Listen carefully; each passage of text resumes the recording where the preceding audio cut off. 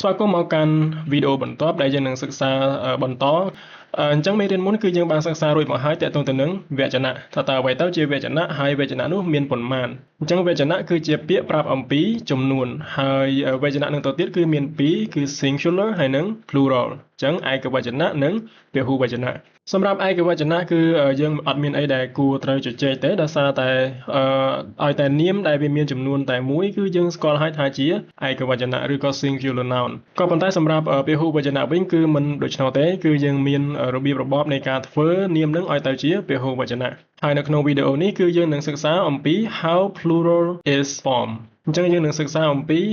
របៀបដែលនាមនឹងឯងគឺត្រូវបានគេបំលែងទៅជាទម្រង់ពហុវចនៈអញ្ចឹងអ្វីដែលកំពុងតែបង្ហាញនេះយើងអាចមើលមកខាងស្ដាំដៃរបស់យើងបាននៅខាងក្រោមនេះគឺជា source reference យើងអាចទៅមើលបាននៅក្នុង High School English Grammar តែទៅនឹងការបំលែងនាមឲ្យទៅជាពហុវចនៈនេះផងដែរចំពោះចំណុចទី1គឺ the plural form of nouns is generally formed by adding s to the singular មានន័យថាទម្រង់នាមដែលជាពហុវចនៈនឹងឯងគឺជាទូទៅគឺត្រូវបានគេបន្ថែម s នៅលើពាក្យដែលជាឯកវចនៈអញ្ចឹងយើងអាចក៏លេខមកមើលឧទាហរណ៍នៅទីនេះគឺយើងមានម្ខាងដែលជា singular ហើយនិងម្ខាងទៀតគឺជា plural អញ្ចឹងសម្រាប់ពាក្យទី1របស់យើងគឺពាក្យថា a boy អញ្ចឹង a boy គឺក្មេងប្រុសម្នាក់អញ្ចឹងជា singular noun ដល់ពេលយើងចង់ធ្វើវាឲ្យទៅជាពហុវចនៈអញ្ចឹងយើងដឹងហើយថាពហុវចនៈគឺមានន័យថា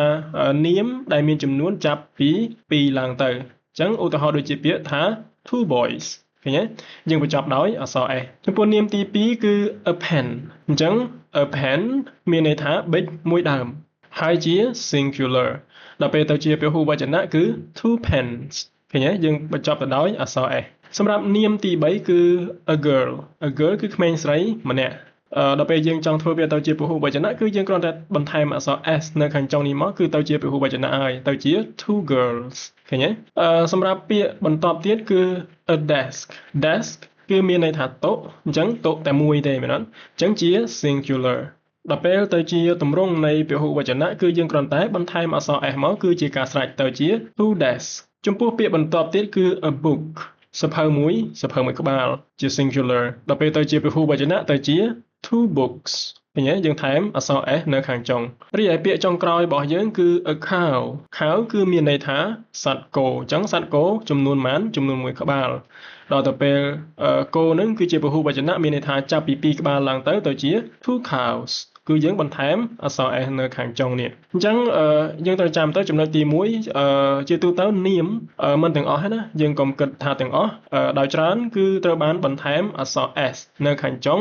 ដើម្បីធ្វើវាឲ្យទៅជាទម្រង់នៃពហុវចនៈអញ្ចឹងបើសិនជាយើងនិយាយថា I have a pen អញ្ចឹងធម្មតាមកនេះប៉ុន្តែបើសិនជាយើងនិយាយថា I have two pens គឺយើងត្រូវបន្ថែមអក្សរ s នៅខាងចុងនេះពីព្រោះថាប៊ិចរបស់យើងគឺមានចំនួន2ដើមអញ្ចឹងវាជាពហុវចនៈអញ្ចឹងយើងត្រូវថែមអក្សរ s មកអញ្ចឹងចំណុចទី2របស់យើងគឺ nouns ending in s double s ch sh o and x add es to form plural ចំពោះចំណុចទី2នេះគឺមានន័យថាចំពោះនាមដែលវាបញ្ចប់ដោយអក្សរអីគេនេះអក្សរ s បញ្ចប់ទៅដោយ double s មានន័យថា s 2ដងឬក៏បញ្ចប់ទៅដោយ ch ឬក៏បញ្ចប់ទៅដោយ sh ឬក៏បញ្ចប់ទៅដោយអក្សរ o ហើយនិងអក្សរ x អញ្ចឹងសម្រាប់នាមទាំងឡាយណាដែលវាបញ្ចប់ទៅដោយអក្សរទាំងប៉ុន្មាននេះនៅពេលដែលយើងធ្វើវាទៅជាពហុវចនៈគឺយើងត្រូវ add អីគេយើងបន្ថែមទៅលើ es នៅខាងចុងពាក្យទាំងនោះអញ្ចឹងយើងអាចក៏លេខមកមើលឧទាហរណ៍ខាងក្រោមនេះសម្រាប់ឧទាហរណ៍ទី1របស់យើងគឺ a bus គឺឡានក្រុងមែនអត់ a bus គឺឡានក្រុងមួយដល់ទៅពេលទៅជាពហុវចនៈទៅជា two busesឃើញទេអញ្ចឹងសម្រាប់ noun ទាំងអស់នេះបន្ទាប់អំពីយើងបានបន្ថែមទៅលើ es ហើយយើងកុំភ្លេចទៅលើ pronunciation ផងអញ្ចឹង pronunciation នៅពេលដែលយើងថែម es គឺសំឡេងរបស់វាគឺ is ឧទាហរណ៍ដូចជាពាក្យនៅទីនេះ two buses ឃើញទេអញ្ចឹងយើងថែម es ទៅលើពាក្យ bus ទៅជា buses ទៅជាទម្រង់ពហុវចនៈដោយសារតែវាបញ្ចប់ទៅដោយអក្សរ s នៅខាងចុងរីឯពាក្យទី2គឺ a class គឺថ្នាក់រៀនហើយថ្នាក់រៀននេះមានចំនួនតែមួយទេហើយជា singular ដល់ទៅពេលថ្នាក់រៀននឹងជាពហុវចនៈគឺយើងនិយាយថា two classes ឃើញទេយើងបន្ថែម es នៅលើពាក្យថា class ដើម្បីធ្វើវាទៅជាពហុវចនៈដោយសារអីដោយសារតែវាបញ្ចប់ទៅដោយនេះ double s មានថាអក្សរ s 2ដង ចូលមកដល់ពាក្យទី3គឺ a box box មានន័យថាប្រអប់អញ្ចឹងប្រអប់ចំនួន1ជា singular ដល់ទៅពេលប្រអប់ចំនួន2ឬក៏ច្រើនជាង2ឡើងទៅក៏បានដែរដែលជាទម្រង់ពហុវចនៈគឺយើងត្រូវបន្ថែម es នៅខាងចុងដោយសារតែវាបញ្ចប់ទៅដោយអក្សរ x អញ្ចឹងពាក្យហ្នឹងគឺនឹង change ទៅលើ pronunciation ទៅជា boxes ដូចយើងបានឃើញស្រាប់នៅទីនេះអញ្ចឹងចំណែកឯពាក្យទី4គឺ a dish នេះគឺចានប៉ុន្តែចានហ្នឹងគឺចានចង្កឹះអាចានតូចៗរបស់យើងណាអញ្ចឹងចានមានចំនួនប៉ុន្មាននេះចំនួនតែមួយទេជា singular ដល់ពេលទៅជាពហុវចនៈទៅជា two dishes ឃើញទេយើងបន្ថែម es ដោយសារតែវាបញ្ចប់ទៅដោយអក្សរ sh អញ្ចឹងទៅជា two dishes រីឯពាក្យទី5របស់យើងគឺ a watch នេះគឺមិនមែនប្រែថាមើលទេដោយសារតែវាជានាមអញ្ចឹងបើវាជានាមយើងប្រែថានាឡិកាដៃអញ្ចឹងនាឡិកាដៃមានចំនួនប៉ុន្មាន1ជា singular ដល់ពេលនាឡិកាដៃមានចំនួន2ទៅជា two watches ឃើញទេវាបញ្ចប់ទៅដោយ ch អញ្ចឹងដោយច្រើនគឺ ch គឺមានសំឡេងឆនៅខាងចុងអញ្ចឹងយើងថែម es បូកជាមួយនឹងសំឡេង is ទៅជា two watches សម្រាប់ពាក្យចុងក្រោយរបស់យើងគឺ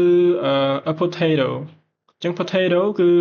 ដំឡូងបារាំងអញ្ចឹងដំឡូងបារាំងនៅទីនេះគឺមានចំនួនប៉ុន្មានតែមួយទេមែនអត់ជា singular ដល់ពេលដំឡូងបារាំងវាមានច្រើនឬក៏ចាប់ពី2ឡើងទៅអញ្ចឹងយើងថែម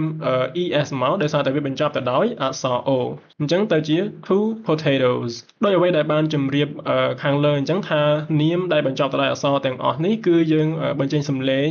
is នៅខាងចុងដូចជា buses classes boxes dishes watches ក៏ប៉ុន្តែចំណែកទៅលើពាក្យខាងក្រោមដែលវាបញ្ចប់ដោយអក្សរ o អត់មាន potato is អីណាអញ្ចឹង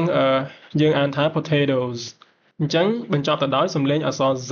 សំឡេង z នៅខាងចុងអញ្ចឹងនឹងតកតងទៅនឹង pronunciation ហើយនឹងការធ្វើនាមឲ្យទៅជាពហុវចនៈដែលបញ្ចប់ទៅដោយអក្សរ s double s ch sh o ហើយនឹង x អញ្ចឹងសភៅដោយច្រើនគឺនិយាយត្រឹមតែនាមដែលបញ្ចប់ទៅដោយ s ch sh o ឬក៏ x នេះទេនៅពេលដែលយើងថែម es ទៅជាទម្រង់ពហុវចនៈក៏ប៉ុន្តែមានសភៅមួយដែលលើសគេគឺ Basic English for English Language Learner ហើយសភៅនេះគឺមាន2ក្បាលអញ្ចឹងក្បាលទី2ដែលនិយាយអំពីចំណុចមួយនេះអញ្ចឹងនៅក្នុងសភៅហ្នឹងគឺបាននិយាយអំពីនាមដែលបញ្ចប់ទៅដោយអក្សរ s មួយទៀតអញ្ចឹងវាមិនមែនមានតែ double s ch sh ឬក៏អក្សរ x នោះទេវាមានបញ្ចប់ទៅដោយអក្សរ s មួយទៀតអញ្ចឹងបានជានៅទីនេះគឺខ្ញុំយកសភៅនេះធ្វើជា reference តែម្ដងទៅហើយយើងអាចទៅមើលបាននៅក្នុងទំព័រ12ដែរគឺបើកទៅគឺឃើញតែម្ដងអូខេអញ្ចឹងយើងមកដល់ចំណុចទី3ហើយដែលនិយាយតទៅនឹងការបំលែងនាមឲ្យទៅជាពហុវចនៈអញ្ចឹងសម្រាប់ចំណុចទី3នេះវិញគឺ word of foreign origin or abbreviated words ending in o at s ត្រង់ចំណុចទី3នេះបើសិនជាយោងទៅតាម practical English grammar for edition ដែលនិពន្ធទៅដោយ Thomson and Martinet នៅក្នុងទំព័រ25បានអាងថាពាក្យដែលមានប្រភពមកពីបរទេសឬក៏ពាក្យដែលជាកម្ចីបរទេសឬក៏ជាពាក្យដែលជាទម្រង់នៃអក្សរកាត់នៃពាក្យណាមួយដែលបញ្ចប់ទៅដោយអក្សរ o វេលាដែលយើងចង់ធ្វើវាឲ្យទៅជាពហុវចនៈគឺយើងគ្រាន់តែបន្ថែមអក្សរ s តែប៉ុណ្ណោះអញ្ចឹងត្រង់ចំណុចនេះគឺវាហាក់ប្លែកទៅនឹងចំណុចទី2ដែលយើងបានសិក្សាមិញហ្នឹងគឺនាមដែលបញ្ចប់ដោយអក្សរ o គឺយើងថែម es មែនអត់ក៏ប៉ុន្តែចំពោះនាមមួយក្រុមនេះដែលវាមានប្រភពមកពីបរទេសឬក៏ជាពាក្យនៃទម្រង់អក្សរកាត់ដែលបញ្ចប់ទៅដោយអក្សរ o ដែរក៏ប៉ុន្តែយើងមិនថែម es ទេនៅពេលដែលយើងធ្វើវាទៅជាពហុវចនៈគឺយើងថែមតែអក្សរ s យកតែម្ដងអញ្ចឹងពាក្យទាំងអស់នោះគឺយើងអាចកលេចមើលមកខាងស្ដាំនេះគឺយើងនឹងឃើញហើយអញ្ចឹងនៅខាងឆ្វេងដៃយើងនេះគឺជា singular form ហើយនៅខាងនេះគឺជា plural form អញ្ចឹងសម្រាប់ពាក្យទី1របស់យើងគឺ a dynamo អញ្ចឹង dynamo អីគេគឺ dynamo នឹងឯងអញ្ចឹងពាក្យថា dynamo នេះគឺមកអំពីពាក្យពេញថា dynamo electric machine ហើយសម្រាប់ប្រភពនៃពាក្យនេះគឺត្រូវបានខ្ចីមកពីភាសា Greek អញ្ចឹងភាសា Greek គឺ dynamis ដែលមានន័យថា power នឹងឯងអញ្ចឹងមានន័យថា dynamo នេះគឺជាពាក្យដែលកម្ចីបរទេសហើយវាបញ្ចប់ទៅដោយអក្សរ o មែនអត់ដូច្នេះនៅពេលដែលយើងធ្វើវាទៅជាពហុវចនៈគឺយើងមិនត្រូវការ add es ទេប៉ុន្តែយើងបន្ថែមទៅលើអក្សរ s យកតែម្ដងឧទាហរណ៍ជាក់ស្ដែងដូចយើងឃើញនៅខាងស្ដាំដៃនេះអញ្ចឹងគឺ two dynamos ចំណែកឯពាក្យទី2របស់យើងវិញគឺ a photo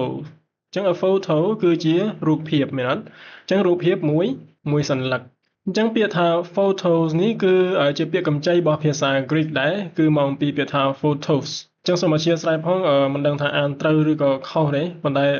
តាមដែលឃើញមកគឺបែបហ្នឹងអញ្ចឹងពាក្យថា photos នេះគឺមានន័យថា light ចឹងពាក្យហ្នឹងក៏ជាពាក្យដែលជាកម្ចីរបស់ភាសា Greek ដែរដូច្នេះហើយនៅពេលដែលយើងធ្វើវាទៅជាពហុវចនៈគឺយើងបន្ថែមតែអក្សរ s តែម្ដងមកយើងអត់ត្រូវការ add es នោះទេទៅជា two photos ចំពោះពាក្យទី3វិញគឺ a piano a piano គឺ piano នឹងឯងភាសាខ្មែរយើងណាអញ្ចឹង a piano គឺ piano ចំនួនមួយគ្រឿងអញ្ចឹងទៅដល់ពេលទៅជាពហុវចនៈគឺយើងគ្រាន់តែថែមអក្សរ s ទេទៅជា two pianos អញ្ចឹងសម្រាប់ពាក្យថា piano នេះគឺជាពាក្យកម្ចីមកពីអ៊ីតាលីហើយក៏ជាទម្រង់កាត់នៃពាក្យថា piano forte អញ្ចឹងពាក្យពេញរបស់វាគឺ piano forte ប៉ុន្តែយើងដល់ពេលប្រើនៅក្នុងភាសាអង់គ្លេសគឺយើងនិយាយថា piano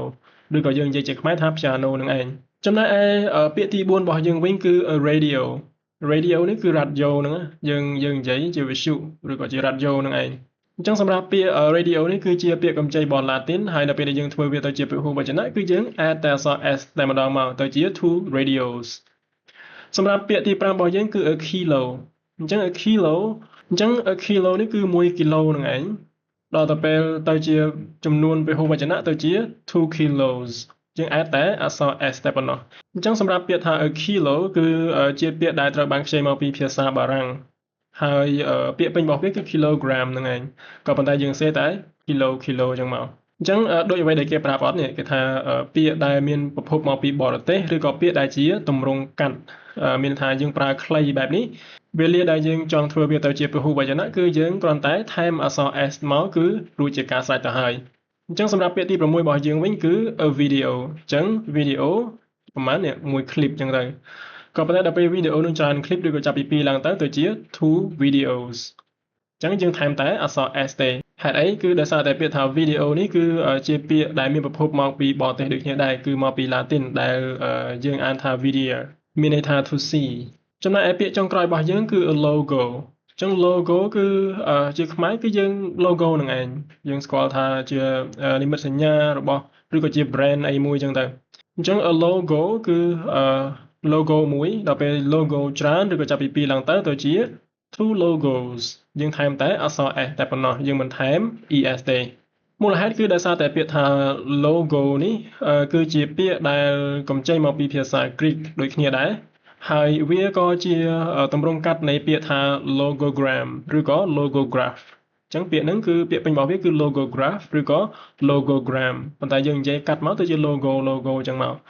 អញ្ចឹងសម្រាប់ពាក្យដែលមានប្រភពមកពីបរទេសឬក៏ជាទម្រង់កាត់បែបនេះវេលាដែលយើងចង់ធ្វើវាទៅជាពហុវចនៈគឺគ្រាន់តែ add ទៅលើអក្សរ s តែប៉ុណ្ណោះបើទោះបីជាវាបញ្ចប់ទៅដោយអក្សរ o ក៏ដោយអញ្ចឹងចំណុចទី3របស់យើងនេះគឺជាចំណុចដែលគួរឲ្យចាប់អារម្មណ៍ដែរហើយ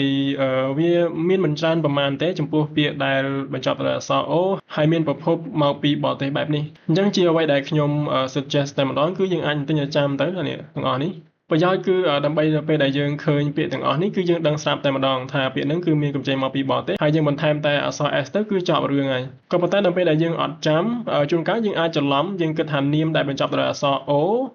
ដល់ច្រើនគឺយើងត្រូវថែមតែ es តែម្ដងអញ្ចឹងដល់ពេលយើងថែម es គឺទៅហើយនឹងខុសហើយសរុបមកគឺថ្ងៃនេះគឺយើងរៀនបាន rule ចំនួន3ទាក់ទងទៅនឹងការបំលែងនាមឲ្យទៅជាពហុវចនៈដែល rule ទី1នោះគឺmost of the noun is generally formed by adding s មានន័យថានាមដ៏ច្រើនគឺត្រូវបាន add ទៅលើអក្សរ s ដើម្បីធ្វើវាទៅជាពហុវចនៈចំណែកឯ rule ទី2របស់យើងវិញគឺនាមដែលបញ្ចប់ទៅដោយអក្សរ s double s ch sh o ហើយនិង x គឺយើងត្រូវថែម es ដើម្បីបំលែងនាមនោះឲ្យទៅជាពហុវចនៈហើយចំណែកឯ rule ទី3ដែលយើងនិយាយគ្នាអំបញ្ញមិញនេះគឺសម្រាប់នាមដែលមានប្រភពមកពីបរទេសឬក៏ជាទម្រង់កាត់នៃពាក្យណាមួយដែលបញ្ចប់ទៅដោយអក្សរ o គឺយើងមិនថែម es ទេប៉ុន្តែផ្ទុយទៅវិញគឺយើងថែមតែអក្សរ s តែប៉ុណ្ណោះអញ្ចឹងសម្រាប់វីដេអូចែករំលែកនៅក្នុងថ្ងៃនេះគឺមានតែប៉ុណ្្នឹងឯងហើយយើងនឹងសិក្សានៅលើ rule បន្តទៀតដែលនិយាយអំពី how to pluralize the noun នេះនៅក្នុងវីដេអូបន្តBye bye